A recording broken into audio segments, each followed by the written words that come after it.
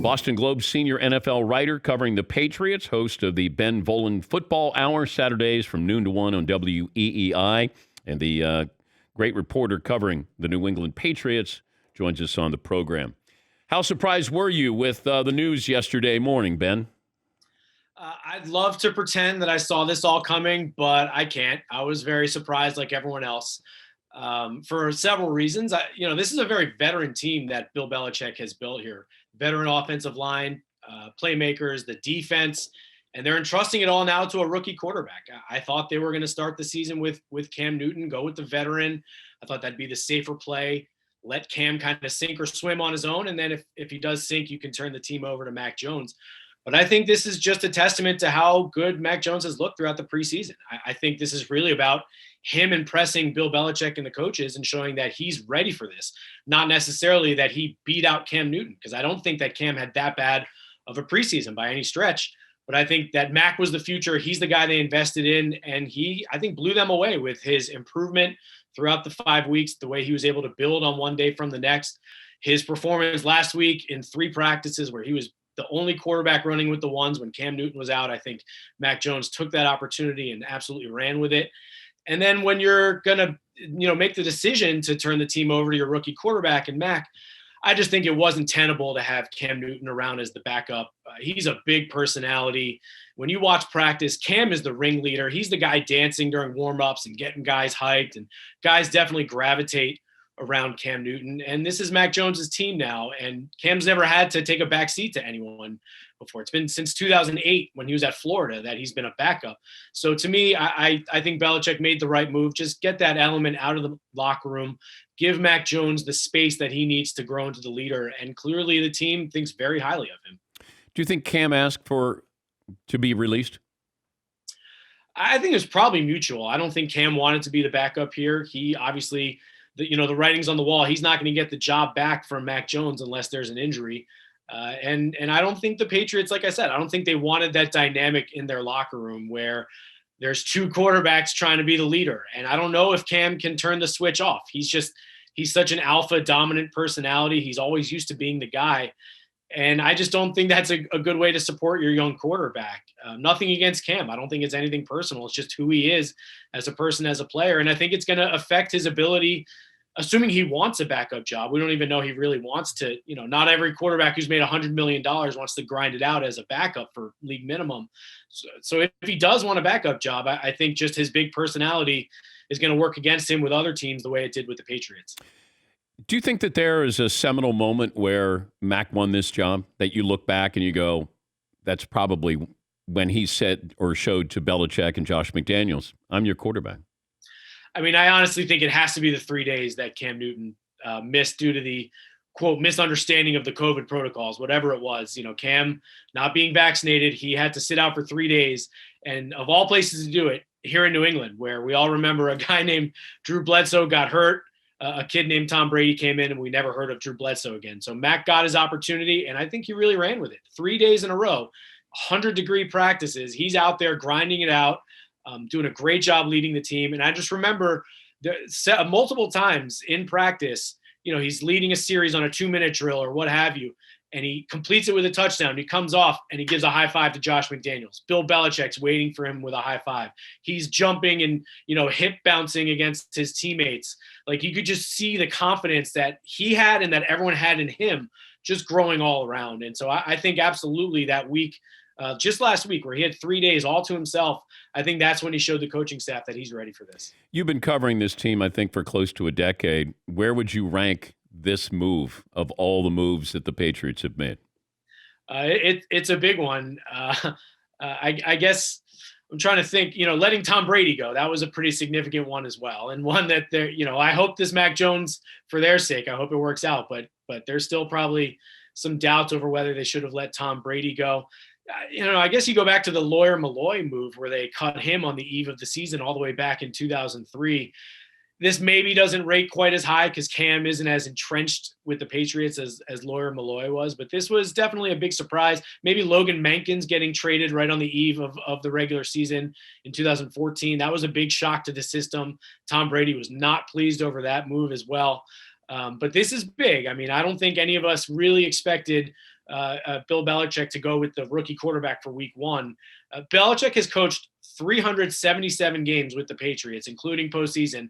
Exactly 2 of them have been started by a rookie quarterback, Jacoby Brissett, for 2 games in 2016. So Belichick's never done this before. Obviously, he had Tom Brady for so long, but I think this, again, is just a sign that Mac Jones was really impressive during training camp. And I mentioned this yesterday, and of course, people jump all over me when I say it, that, Mac Jones is, he's Tom Brady. But his style is Tom Brady. Not, his resume and his destiny and all of those things. It felt like that, Josh McDaniels and Bill Belichick were going to see Tom Brady 2.0. Like, here's the next reincarnation of him. Somebody who's based their career on trying to be Tom Brady. Like, is it blasphemous to say that Mac Jones wants to be or plays like Tom Brady? Well, yes, because Mac Jones is still a rookie. I know, but does he have the style, though, Ben? Oh, no question. Okay. No question. All right. This is all about going back to the Tom Brady style of offense. Mac Jones is not going to be rushing for many first downs this year. They're not going to be calling read option plays. But Mac Jones can operate from the pocket, and he can deal the ball from the pocket. And that's what the NFL is still all about. Athleticism is important for quarterbacks, but an immobile 43-year-old quarterback with a bum knee just won a Super Bowl because he can operate from the pocket. And so absolutely, this is a return to the old style. Watching the Patriots last year was frustrating because Cam just wasn't delivering from the pocket. 8 touchdown passes all season. The passing offense was a real grind. His accuracy was scattershot all over the place. Now with Mac Jones, you've got a downfield passing attack. I think the play-action passing game is going to be a big part of their offense. Tight ends down the middle, Jonnu Smith and Hunter Henry. And yes, absolutely, it is a very similar style to what they ran with Tom Brady, especially from a decade ago when they had Gronk and Aaron Hernandez as their 2 tight ends. So I definitely think they're more comfortable with Mac Jones and his style of quarterback. And in today's NFL, you got to be able to deal from the pocket. And I think Mac Jones is far superior at that than Cam Newton was. I don't know how inspirational this would sound to you if you're Mac Jones, but Josh McDaniels said about Mac Jones, he comes in well prepared every day to do the things we ask our guys to do. He's generally taking care of the football and giving the other guys the opportunity to do their job and make positive plays. Wow. That's not exactly a ringing endorsement there of your new starting quarterback. What do you make of Josh McDaniels' assessment? Yeah, I don't know if we'll be splashing that quote across the top of the Boston Globe tomorrow. That said, I really see the Patriots coaches straining themselves to not gush about Mac Jones. I think it's clear they love him, and they're just trying not to hype the kid. Okay. And that's why Belichick named Newton the starter the night they drafted Cam Newton. They're just Mac Jones. They're just trying to keep a level head about this thing and not get too ahead of themselves. But to me, what caught my attention in the last couple of weeks with Mac Jones is not necessarily his play on the field, but the fact that Belichick in an interview was raving about Mac Jones's work ethic. And then you hear from respected veterans, Matthew Slater, Dante Hightower, Brian Hoyer, raving about Mac Jones and his work ethic and how he's impressed the veterans. And Hightower saying, I saw Mac Jones was studying our defensive playbook, and I've never really seen that before. And that, he just wanted to know what was going on in that side of the ball. So the fact that all these respected veterans and even Bill Belichick himself have been very impressed. They can't help themselves at times with Mac Jones and how just mature and he's been so far and his work ethic. So McDaniel's quote there, I just think he's really going out of his way not to, build the hype with Mac Jones. But I think it's clear that they really love this kid. How big is that ticket now in New England, week 4, when the Patriots host Tampa Bay?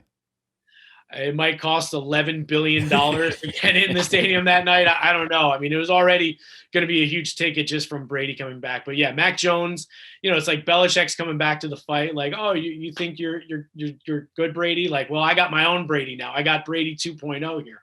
So it's going to be awesome. I can't wait to see how Belichick defends Brady. What kind of kitchen sink he's throwing at him. Do they attack him with the blitz up the middle? Do they play it safe? To me, the Bucs are a team that, or Tom Brady, not always clicking on all cylinders early in the season. So I know they're bringing back everyone from their Super Bowl team, but will they be operating efficiently in that Week 4 game when they're coming to New England? That is going to be just an all-time slugfest in the regular season. Like, I wish we could just fast forward and get to Week 4 already. I'll leave you with this. What is your philosophy in asking Bill Belichick a question in front of your peers? Just dive in. Just go for it. Belichick, there's a misnomer that he hates the media. I think he absolutely enjoys his press conferences and he respects the media.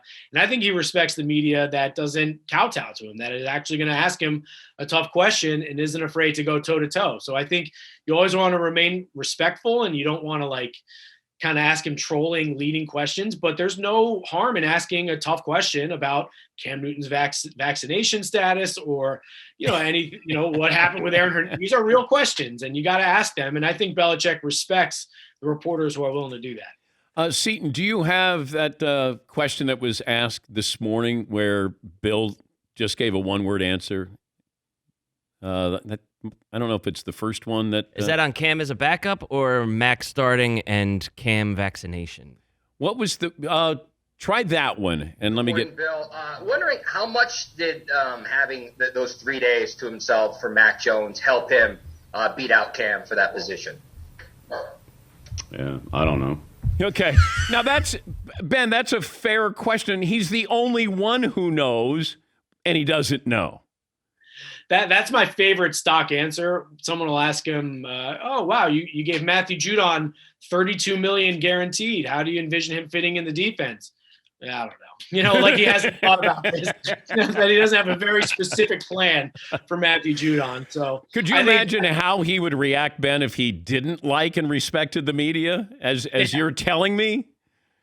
When he gives those gruff, short answers, that means you've hit the nail on the head. That's the question he does not want answered, and so he's just trying to get through it as quickly as possible. Good to talk to you, Ben. Keep up the great work. Thank you. Appreciate you, Dan. Thanks. That's Ben Volin, the Boston Globe senior NFL writer covering the Patriots.